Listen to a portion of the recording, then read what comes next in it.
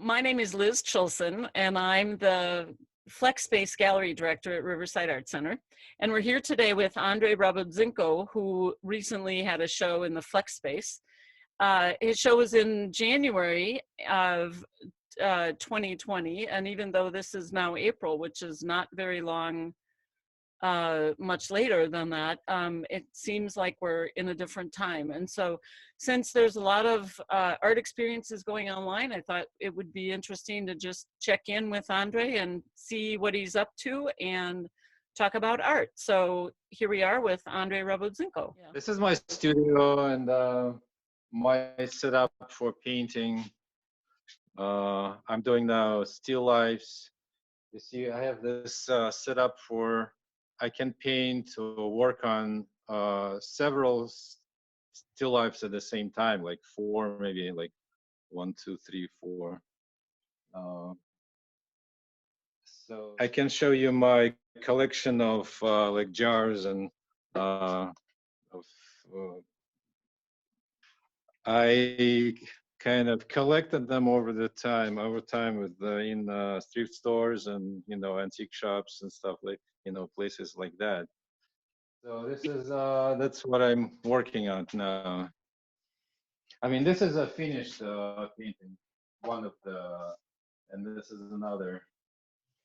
So initially, probably it was time I started like 2 years ago with this particular series. I was inspired by Giorgio Morandi, but after some time I realized that Morandi is Morandi and me is me. I can't live his life, and so I just do my paintings, as I understand it. So that's what I work now. You just kind of work on one for a while, and then when the paint gets to a certain point, you have to sort of move to another canvas, or? Yes, it also takes some time to arrange.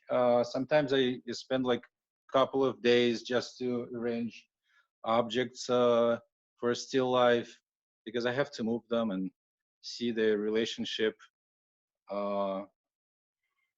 So when I work on one, I look at another one and I go back to one is drying, so I work on another one. So it's like it's ongoing kind of process. Mm-hmm. Sometimes I work on 4 at the same time. Sometimes I work just on one. It depends on particular how it goes. Mm-hmm. Yeah. And are they're a relatively small scale, it looks like. They're kind of, what are they, 16? The biggest is 16 by 20 inches. That's so far the biggest. Yeah, the goal here is just for me to kind of find my colors. Not really my colors, but just work with colors. And I work with limited palette. I just have only 5 paints, including white. So without white, there's 4 colors basically. This is just my personal challenge. I call it art, because there is absolutely nothing, no like social political concept. It's just pure color and composition and relationship of this jars to each other. So that's the goal, I guess. Mm-hmm. It's interesting. Is it oil that you're working with? Yeah, it's oil. Mm-hmm. It's really There's interesting, the my idea of a very small palette, that you and then you mix to and it seems like, do you choose the jars that and the vases that are particular colors? That kind of looks like there's, you arrange the colors and then you're trying to um like paint those colors, versus, I mean, you could basically paint them any color you wanted it to be, right? But you're working with what the colors are, that the original colors. Yes, I first of all I collect objects that they are particular. I mean, they probably not too bright. Although I have some bright colors, colored objects. But it's surprisingly that only 4 colors. I mean, paints. I can mix such a huge range of colors. It's just amazing. This is my probably first time. Well, not first time, but it's a period of few years that I work with this really limited palette, and I'm still discovering new possibilities with that limited palette. Yes, but yeah, when I arranged the objects together, it's I'm looking for some relationship between rhythm and the balance or unbalance. Uh, Sometimes they're like opposing groups or groups that they get like stuck together. They're like people basically. You know, the forms are very beautiful, you know, the Yes. different, When I see them, and well, right now I don't go to stores because they're closed. But before I would just go almost every day, and like hunt for objects, and they just when I speak to me basically. And there's some of them are really beautiful, just like really simple, Mhm. and then the fact that they were used, they already have some kind of energy into them. Sometimes I make them more matte, so they will not be shiny, uh, or paint them over with colors. Okay. There's lots of I can do with basically jars. You know, I'm trying to remember the name of this artist who, the photographer, um, Lori, shoot, I can't remember her name now, but she had these jars, you know, simple, really beautiful shapes, and she painted them all gray, like shades of gray, and then she photographed them. She was really obsessive with these beautiful, just like really beautiful arrangements of just very, very subtle color differential and tone differential that she would arrange in these still lifes. A while ago, I was really fascinated by photos by Joseph Sudek. Oh yeah. If you know, he's a Czech photographer, and he was doing just wonderful still lives. I was just he's like my ever favorite photographer. He did a series of photographs out windows also, and you know, my Yeah. family, my mother's side of the family was Czech. She was Bohemian, and so I Oh, had sort of affinity with Josef Sudek when I learned about him, and then I was doing this series of photographs out looking out the windows of 4 generations of my family, and so I really looked to him for inspiration. You know, the sense of the just the space of the window and what it can mean. Really powerful. you have some work about Windows. I remember seeing some of on your portfolio. Yeah, it's interesting to think about that work. I was thinking about it the other day. Now that we're all sort of sheltering inside, and the world outside feels, you know, dangerous and unsafe, and so it's really interesting to think about that work I did right after 9/11, when most of that was done, and now it's sort of a, you know, a different situation, but sort of similar. So. Yes.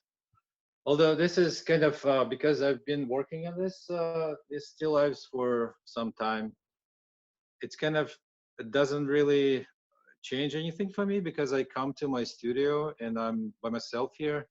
So basically, when I'm in my studio, there's no change, Uh-huh. on my personal level. Uh, in that case, it's just I'm continue the same thing. I And do some drawings, kind of. They more maybe I can show you if you can see it well. I don't know. wow, that's lovely. Is that just pencil on paper? Yes, it's a yeah pencil. There's another one.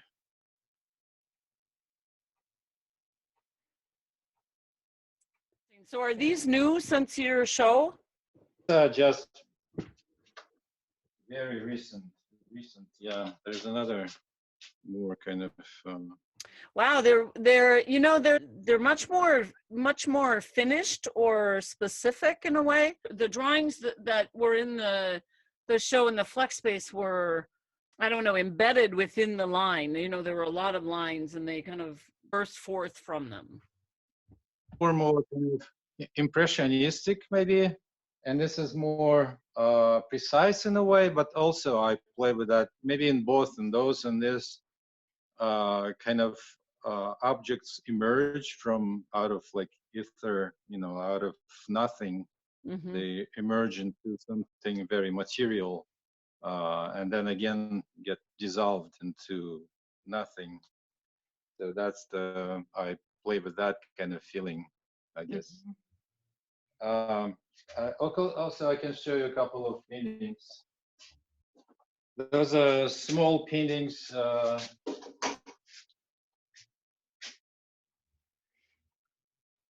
Which are also kind of sort of like landscapes, and they're not finished yet. There will be more details and maybe people, but that's basically the kind of sort of like architecture, maybe cliffs and some kind of a natural stormy situation. Just I'm trying different things. This is my normal mode, to try different things and then see which one picks up and which I can work more on and develop more. So this is also, I just started just throwing in some like impressionistic kind of atmospheric impression. I mean, just a mood, and maybe I'll insert more details in it, more like architectural or figurative or whatnot. So it's very thick. I like the texture of the paint in those. Oh yeah, they're really thick impasto. They're mm-hmm. You can see that they're really thick. They're still drying. Are you applying the paint with a palette knife on those? That's what I did with palette knife, yes. Yeah. There's one bigger.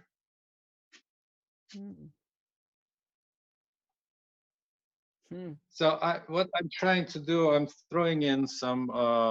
I probably discovered something about myself, that I work with the response to something. So I challenge myself with something, and then I respond to it over time. Maybe I have to kind of understand what it is to me and how to respond to it.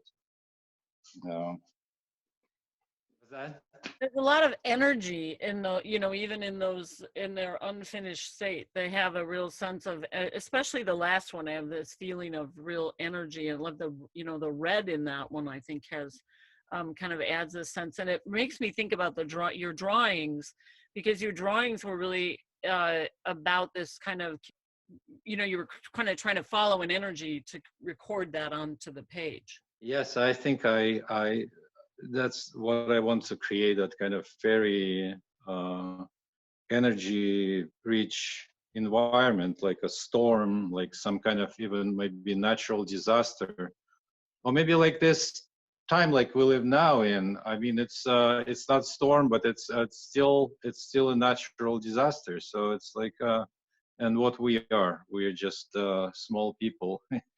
So that's the trying to understand what we're doing here and what our purpose, I guess. Yeah. I also was thinking, if you remember, I had this rocks in my installation, with a pile near my studio. There, all my rocks are there.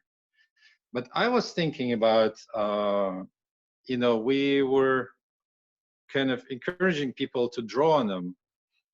But then I thought, these rocks are like millions of years old.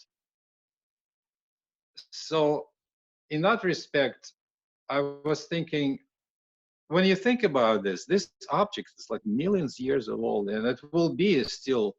So for this piece of rock or for any rock, our life is just like a speck, you know.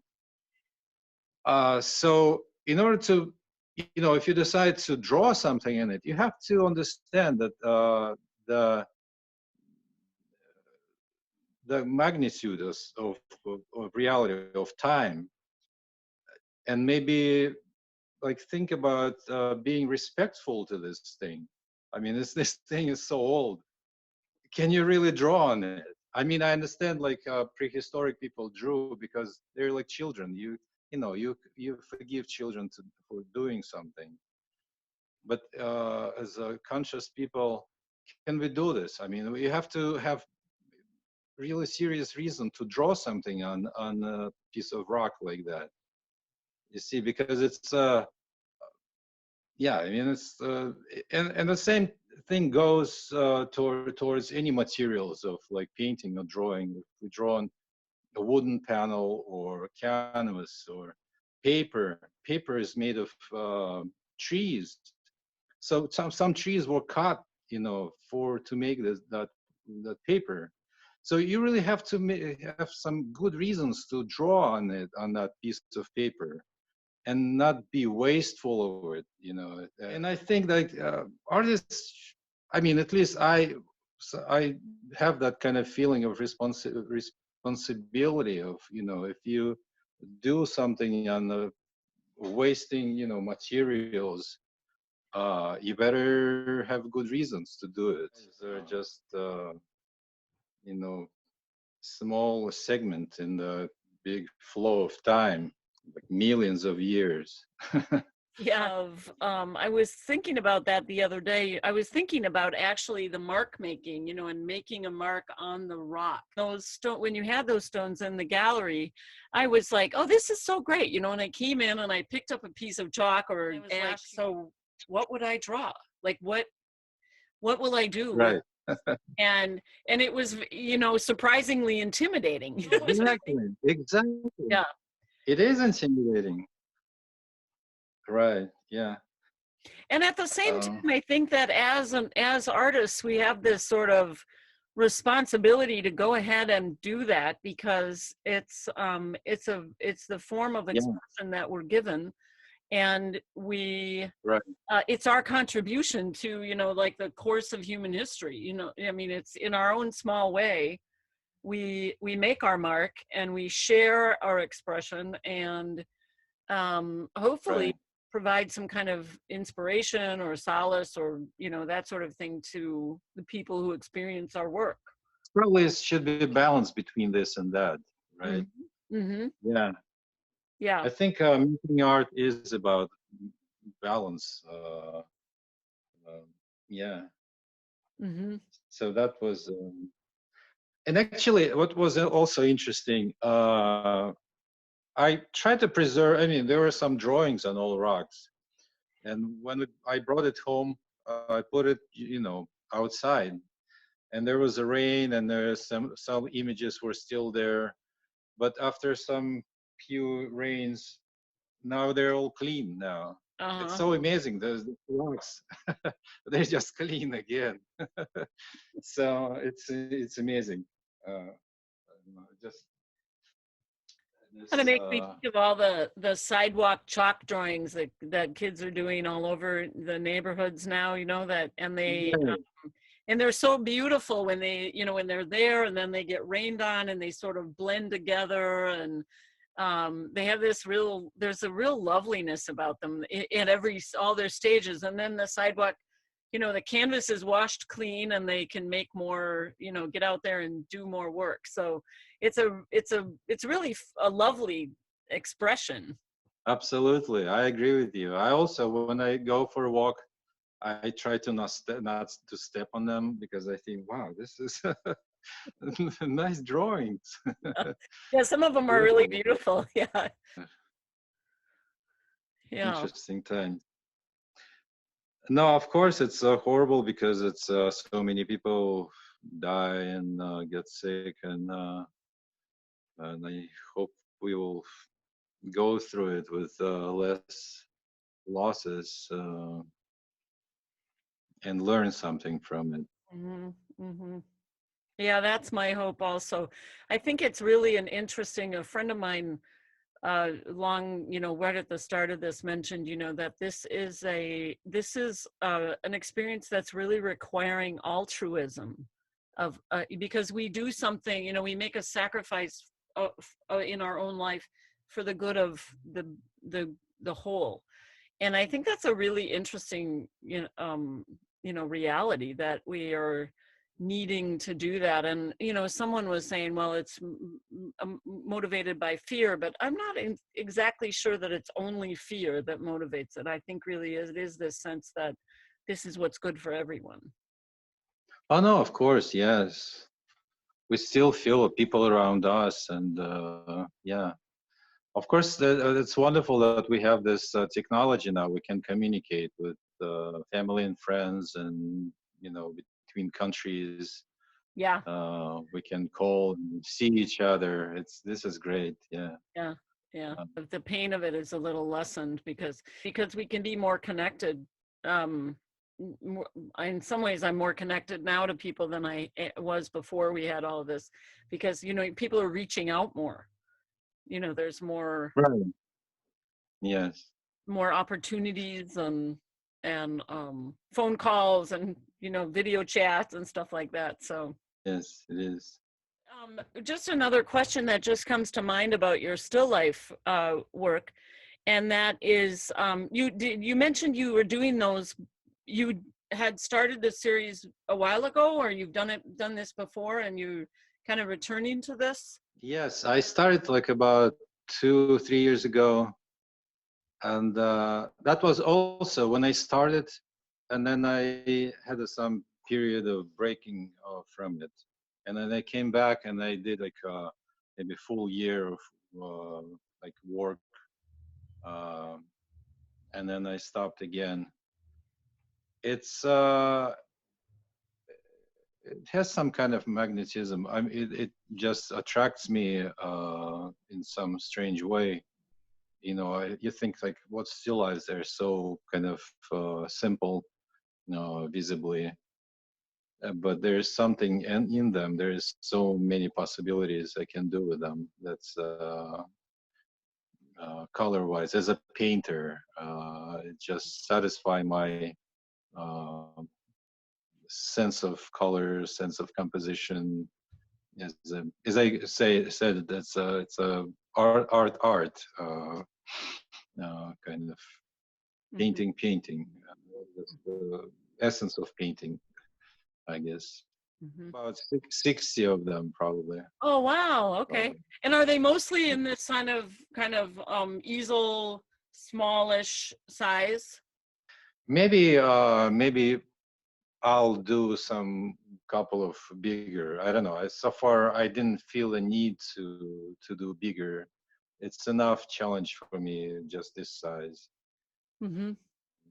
Yeah. There's kind of a size, I think, for, I don't know, still life. In photography, it's something that I have.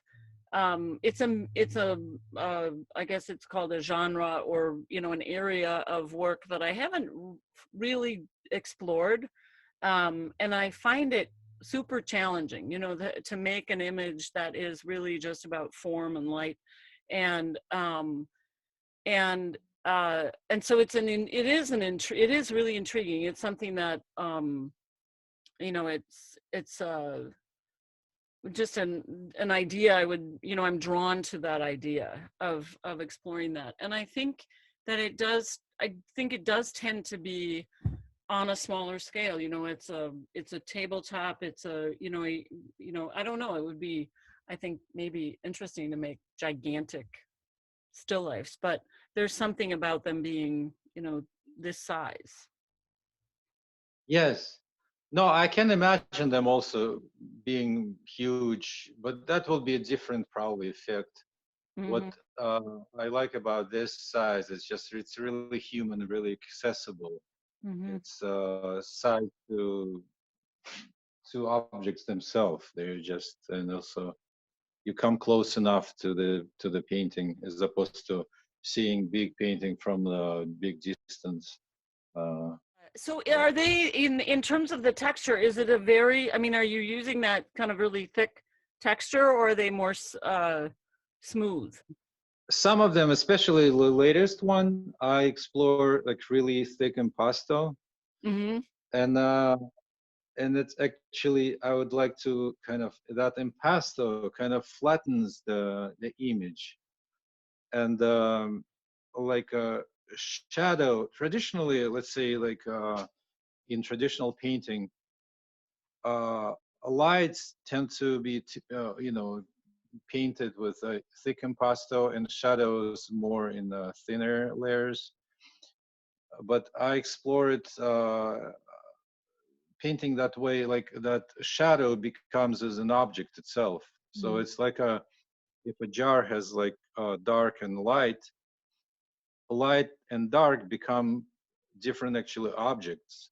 Mm-hmm. Uh, and because they're impasto, they can actually almost like feel physically. I mean, if you can touch it with your finger, you Mm-hmm. feel like they are physically different objects. So there's so much, yeah. I mean, also there, the strokes could be done by brush or by palette knife or even by finger. So there's lots of possibilities in that sense. It Mm-hmm. is. It's fun for me. Yeah. I come here and I spend all day painting and arranging objects. Maybe I don't know. Somebody would think it's as a kind of clinical. Mm-hmm. I say that they're like people. They have relationship. There's some tall and short and like more imposing, or there's some less significant. So there's a conversation between them. Mm-hmm. And also, I mean, people made those objects. They tried to make them beautiful. So there's a design element in them, and you feel that. You mean like there's some like really simple jars. Mm-hmm. It's really simple, but somebody put lots of thought into this shape, how it connects this and to that, and from inside to outside shape. It's there's lots of thought put in it, and talent also, I would say. Or some jars are they're so beautiful. They're just really beautiful. Yeah. There's some Hmm. Hmm. Yeah. And just they seem like they have different, there's different sorts of like cultural meaning. absolutely, yes. Yeah, there's like this jar is like amphora, like Yeah. from ancient Greece, right? Almost. Yeah, that's really beautiful. I love that handle. It's amazing. It's really, Yeah. it's just when you start, you know, shaping some relationship, with them, you just realize how so much in them. Do you have any other words you'd like to share? Just want to wish everybody to go through this time safely uh, and be careful, and yeah, Yeah. that's important thing I can think about, Mm-hmm. right? And while we're here, just in this situation, just do as much as we can do with this time and with this solitude. Sometimes maybe that's don't be despaired. It will pass. Mm-hmm. Mm-hmm. I keep reminding myself of that too. And I think, it's kind of an interesting thing because artists are accustomed to, a lot of artists, or not all, but a lot of artists work alone in the studio. You work in isolation, and then you also work for connectedness of a larger, it's sort of a larger community. So I think now we're all sort of asked to draw inward and there, and then we'll see what comes next. Yeah, absolutely. No, I can envision that it will be explosion of all that energy that was collected, in those studios inside people. When this over, that will be just explosion. There will be lots of new shows and new meetings, and Yep. yeah. I'm curious to see where we end up. Yes. Well, thank you, Andrei, for your time inviting us into your studio. It's really, really been a pleasure. Thank you, Liz. Thank you for doing this project. I'm also looking forward to see what other artists will, Yeah. And I'm aware of all of the great artists that have done work and have had work at Riverside Arts Center. So I'm really excited to kind of explore and learn more about them and kind of see what we're all collectively doing independently. Yes. Well, good. Well, thank you for being our inaugural artist. I really appreciate it. Hi, Liz Chilsen here. I thought I would just show you or take an opportunity to show a few images of some of the work that Andrei and I mentioned during our conversation. So this first one is a still life by the Italian painter Giorgio Morandi, who Andrei referenced as an early inspiration for the series that he's working on now. And here's another still life by Morandi. And then I thought it might be interesting to see a few of the works by the photographer Jan Groover, who seemed to me to be possibly inspired by Morandi. Jan Groover did a lot of different kinds of still life photography, and these are just examples of some of her work that reference or seem similar to the work Andrei's working on now. And they were kind of, it was the idea of these that came to mind. Here's one more by Jan Groover that came to mind in my mind when seeing Andrei's work. Beautiful jars and vases. And then finally, the Czech photographer Josef Sudek, who both Andrei and I admire. This is one of Sudek's window photographs. And then here is a really stunning still life by Josef Sudek. So that's just a few things to share with you. And thanks again for joining us. And until next time, goodbye from the FlexSpace.